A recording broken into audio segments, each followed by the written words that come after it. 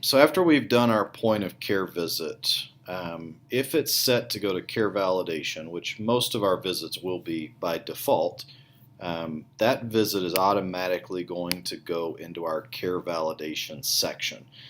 This is usually handled by your QA staff in the office. It's designed to be a very quick pre-bill check to make sure your plan of care was done correctly, that your billing information is kind of set up correctly. So just real quickly, I want to look at that. We won't spend a lot of time on it, but it's a real simple process. The notes that get turned in go into this queue. I can look them over, and then I can just simply click on the either the magnifying glass, which will take me into the point of care program, so I can look over what my clinician turned in. I can click the print button to see what this would look like if it was printed out. This is what our surveyor is going to see, or what our insurance company is going to see. This is the actual medical record for that particular encounter. So that's really what you want to look over. Make sure your diagnosis codes, your plans of care, etc., are correct. I can look over the plan of care itself.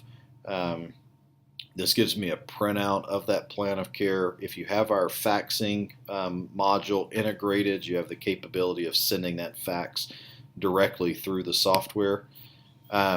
If this is a document that needs to be co-signed, you'll have the co-signature option right there on the screen. Forgive the default signatures that are in the system. If you do want to send this note back to your clinician because there may be some type of problem with it, you just simply hit the return button, type in the comment for why you're sending it back to your clinician, and hit return. It'll come off your care validation screen. It will show up on your nurse's alert screen, so they can fix it. And when they fix it, it'll come back here to your point of care program, or your care validation program.